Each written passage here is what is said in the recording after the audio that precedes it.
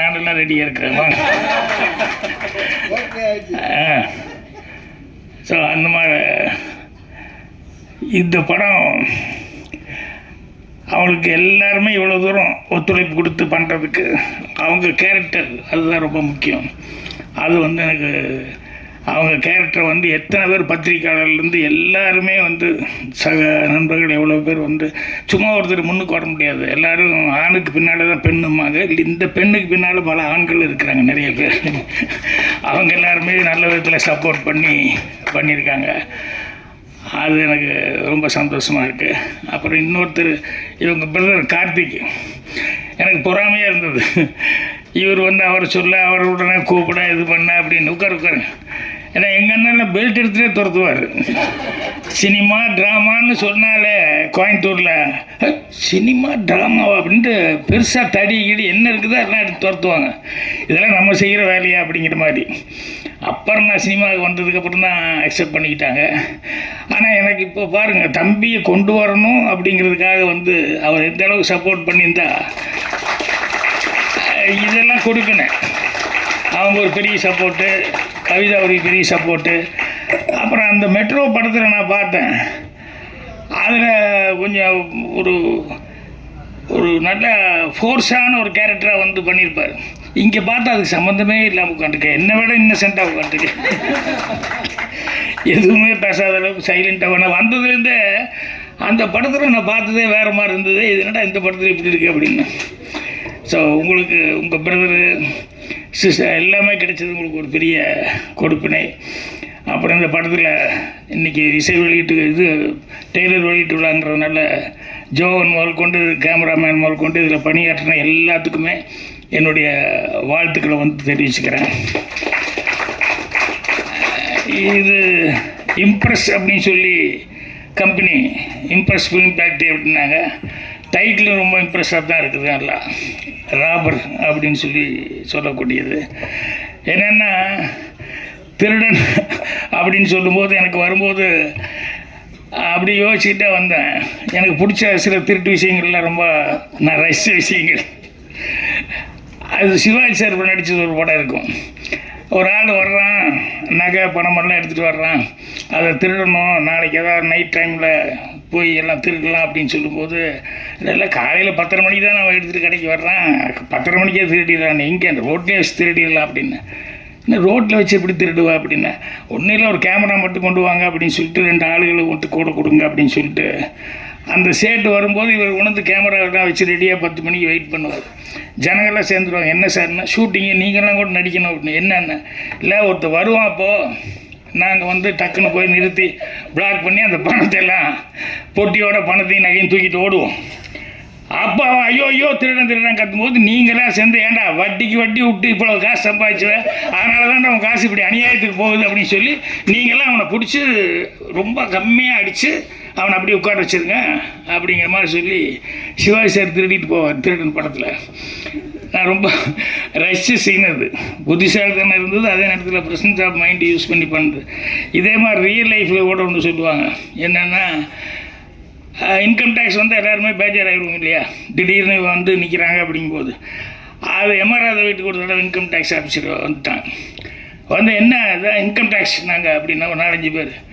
உடனே எம்ஆர்ஆர் வெளியே வந்து ஐயோன்னு கத்தினார். வீதியில் எல்லாம் எம்ஆர்ஆர் ரோட்டில் வந்து ஐயோன்னு கத்தி, என் வீட்டுக்குள்ளே திருடம் பூந்துட்டு என்னை கத்தி காமிட்டு மிரட்டுறா நீங்கள் தான் காப்பாற்றணும் ஜாங்க நம்ம எம்ஆர்ஆர் வீட்டில் உடனே எல்லாம் பூந்து அடி. இன்கம் டேக்ஸ் எனக்கு அடி விழுந்துருக்கு. இவரை போட்டி படிக்கிற என்னென்னலாம் வச்சுருக்காரோ அதெல்லாம் பத்திரமா காரில் எடுத்து வச்சு சேஃப்டியாக கொண்டு போயிட்டார் வெளியே. அன்னைக்கு இன்கம் டேக்ஸ் அன்னைக்கு தான், அதுலேருந்து தான் போலீஸ் இல்லாமல் எந்த வீட்டுக்கும் இன்கம் டேக்ஸ்க்கே போகக்கூடாதுன்னு அன்னையிலேருந்து தான் போலீஸே வந்து இது பண்ண ஆரம்பித்தாங்க அப்படிமா. அந்த மாதிரி திருடர்கள் அப்படின்னு சொன்னோம்னா அதுக்கு ஒரு பிரெயின் வேணும், வித்தியாசமாக என்ன திருடலாம் அப்படின்னு சொல்லிட்டு. அப்போ நானே நினச்சி பார்த்துக்குவேன். என்னென்னா இந்த முதல்ல திருடன் வந்து அவன் கெட்டிக்காரத்தனம், என்ன எவ்வளோ சேஃப்டியாக வைக்க முடியுமோ எல்லாமே சேஃப்டியாக வச்சுருப்பாங்க. ஆனால் இவன் மைண்டு வந்து ரொம்ப பிரமாதமாக அதை யூஸ் பண்ணி எப்படா அதை திருடிட்டு போகிறது அப்படின்னு சொல்லிட்டு ரொம்ப பிளான் பண்ணி கரெக்டாக போய் இவன் வந்து அடிச்சுட்டு போயிடுவான். அப்புறம் போலீஸ்காரர் வருவான். அவன் வந்து அப்படி நின்று பார்ப்பான், எந்த வழியாக உள்ளே வந்துக்க முடியும், எப்படி வந்திருக்கணும், ரேகையெல்லாம் போடுறதுக்கு முன்னாடியே அது பழக்கமானவனா இல்லை புதுசாக தெரிஞ்சவனா அப்படின்னு சொல்லி பார்த்துட்டு இவனை வந்து போலீஸ்காரன் வந்து கரெக்டாக அவன் ரூட்டை கண்டுபிடிச்சி இவன் போய் அரெஸ்ட் பண்ணுவான். ஃபைட்டுக்கு போகக்கூடாது நீங்கள், டான்ஸ் நினச்சிட்டு போகக்கூடாது நீங்கள், நடிப்பு நினச்சிட்டு போகக்கூடாது நீங்கள் அப்படின்ட்டு ஒன்லி கதை தான். அப்படின்னா இது எல்லாமே ஒரு மைனஸு அப்படிங்கிறத சொல்லாமல் சொல்லி கதையை மட்டுமே நினச்சிட்டு வாங்க அப்படின்னு சொல்லி எனக்கு பிரமாமா ஒரு வாழ்த்து படுற மாதிரி வாய்ச்சாங்க.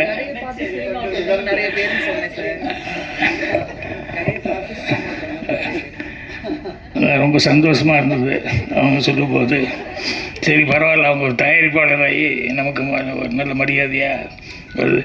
அப்புறம் இவ்வளோ நேரம் வரைக்கும் இந்த ஃபங்க்ஷன் போகும்னு நான் நினைக்கல. ஏன்னா அவங்க 3 மணிக்கே அதே கஷ்டம், தேட்டர் கிடைக்காது, அடுத்தடுத்து புக் பண்ணியிருக்காங்க அப்படின்னா. அப்புறம் நானும் பார்த்துக்கிட்டே இருக்கிறேன், எப்படா இன்னும் அடுத்தது யாரோ கூப்பிடுவாங்களே, லைட் ஆஃப் பண்ணுறது அது இது இதெல்லாம் நடக்க, அடுத்த ஆள் வேறு வந்து உள்ளே வந்துடுவாங்களே அப்படின்னு சொல்லிட்டு அது அப்படியே போயிட்டே இருந்து, சரி பரவாயில்ல ஏதோ கேட்டு வாங்கிட்டாங்க போலுக்கு சந்தர்ப்பம் அப்படின்னு சொல்லிட்டு. அதே மாதிரி வந்து இன்னொருத்தருக்கு வந்து வாழ்த்து சொல்லணும், ஒரு சாருக்கு வாழ்த்து சொல்ல மாதிரி. அதுக்கப்புறம் இது கோர்ட்டுக்கு வரும், அந்த லாயர் கேட்டுக்குவார். கேட்டு என்னென்னா திருடினேன் அப்படின்னா ஓகே. அப்புறம் போலீஸ் இப்படி பிடிச்சாங்க, இல்லை மர்டர் கேஸ் ஏதோ ஒன்றை பிடிச்சாங்க. உடனே அந்த லாயர் இவன் இப்படி திருடினா போலீஸ் இப்படி கேஸ் போட்டிருப்பான், இவன் இப்படி பண்ணியிருப்பான் அப்படி பண்ணியிருப்பான், ரெண்டையும் கேட்டுட்டு இப்படி நடக்கவே இல்லை அப்படின்னு சொல்லிட்டு அந்த கேஸையே உல்ட்டா பண்ணி விட்ருவாங்க. சில நேரங்களில் அந்த லாயர் பண்ணுறது இருக்க, இந்த திருட மூளையை விட போலீஸ்கார விட அவங்க இன்னும் கிரிமினல் மூளை. லாயருக்கு தப்பாக நினச்சக்கூடாது, ஜெயிச்சுக்கிறதுக்காக சொல்லுவார். என்னென்னா ஒருத்தர் திருடிட்டான், இது அருவாளில் வெட்டிட்டான்னு சொன்னோன்னே கைப்பிடியாக பிடிச்சிட்டாங்க, அருவாள்லாம் இருக்குது. அப்புறம் அவங்ககிட்ட போய் கேட்கும்போது வந்து எனக்கு எவ்வளோ பணம் கொடுக்குறீங்க அப்படின்னு லாயர் கேட்டார். அவர் 5 லட்சம் கொடுத்தா, நீங்கள் கைப்பிடியாக பிடிச்சிட்டாங்க, இப்படி காப்பாற்றணும். நான் காப்பாற்றுறியா, நீ நானே காப்பாற்றிடுறேன், நான் வெளியே கொண்டு வந்துடுறேன், ஒரு 5 லட்சம் கொடுக்குறியா 10 லட்சம் கொடுக்குறியான்னு சொல்லி பேசிட்டாரு. அப்புறம் போனார். அடுத்த நாள் வந்து என்னென்னா கோர்ட்டில் வந்து கூப்பிட்டு இது மாதிரி அருவாள் வெட்டின அருவாள் பார்த்தவங்கலாம் இருக்காங்க, வெட்டின அருவாள் இருக்குது அப்படின்னு உடனே இந்த லாயர் அருவாளுக்கு வெட்டின அருவாளில் கத்தி இருக்காது, ரத்தம் இருக்குது, எல்லாம் ஓகே யுவர் ஆனர், அதை போய் அந்த அருவாளை எடுத்துகிட்டு போய் கொஞ்சம் நேரத்துலேயே இந்த ஃபாரன்சிக் மாதிரி ஆள் இருப்பாங்க இல்லையா, இந்த பிளட்டை செக் பண்ணி அதை முதல்ல செக் பண்ணிட்டு வர சொல்லுங்கன்னு. அதை போய் செக் பண்ணிட்டு வந்து அது ஆட்டு ரத்தம் அப்படின்ட்டான். என்னன்னா இவர் முதல் நாளே போலீஸில் போய் ஆளை பிடிச்சி அவனுக்கு ஒரு 1 லட்ச ரூபாய்க்கு கொடுத்து அந்த அருவாளை வாங்கிட்டு வந்து அதை போய் க்ளீன் பண்ணி நல்லா கரெக்ட் பண்ணிவிட்டு ஆட்டு ரத்தத்தை எடுத்து அதில் பூசிட்டு கொண்டு வந்து சத்தமெல்லாம் மறுபடியும் உள்ளே வைக்க சொல்லிட்டாரு. ஸோ லாயருடைய புத்திசாலித்தனம் எப்படிங்கிறத பாருங்கள். அது எப்படி எடுத்துக்கலாம், கிரிமினல் மைண்டு எடுத்துக்கலாம், புத்திசாலித்தனமான மைண்டுன்னு எடுத்துக்கலாம். ஆனால் இது போலீஸ் திருடன் தாண்டினது போலீஸுடைய மைண்டு, போலீஸை தாண்டி லாயரனுடைய ஒரு மைண்டு. இது எல்லாத்தோட மோசமான ஒரு மைண்டு இருக்குது, ரொம்ப கிரிமினலான மைண்டு. அவங்க யாருன்னா ரைட்டர், நம்ம அனந்த கிருஷ்ண மாதிரி என்ன மாதிரி என்ன அப்படின்னா இது எல்லாத்தையும் கிரியேட் பண்ணுறது யார்? ஒரு கதைக்கு வேணும்னா திருடன் நம்ம தான் கிரியேட் பண்ணணும், அதுக்கப்புறம் எப்படி போலீஸ்காரை கண்டுபிடிக்கிறான் அப்படிங்கிறதையும் நம்ம தான் கிரியேட் பண்ணணும். லாயர் கேரக்டர் வந்ததுனால அது உடைக்கிறதுக்கு லாயருக்கு உண்டான மூளை, அதுக்கு உண்டான டைலாக் அதெல்லாம் போடுறது நம்ம தான் பண்ணணும். இத்தனையும் பண்ணி அதுக்கப்புறமா தான் வந்து ரைட்டருங்கிறவங்க வந்து பேர் வாங்க முடியும். ஸோ சினிமாவில் வந்து ரைட்டர் அப்படின்னு சொல்லும்போது அனந்த கிருஷ்ணன் அவர்கள் அந்த ஃபஸ்ட்டு படம் நான் அது பார்த்தேன். அதில் வந்து அந்த க்ரைம் நான் எடுக்கிற படம் வேறு, நான் பார்க்குற படம் வேறு. என் லைப்ரரிக்காரனை சொல்லுவான் பூர்ணிமா கிட்ட, எங்கள் சம்மந்தமே இல்லை சார், எப்போ பாரு கத்தி துப்பாக்கி இது இருக்கிற படமாக எடுத்துகிட்டு போகிறாரு, ஆனால் அவர் எடுக்கிற படத்தில் அதெல்லாம் வர்றதே இல்லையே அப்படின்ட்டு. எனக்கு சினிமா பார்க்குறதுனா ஃபைட்டு இதெல்லாம் இருந்தால் தான் எனக்கு பிடிக்கும். ஸோ அந்த மாதிரி நான் படம் பார்க்குறேன்.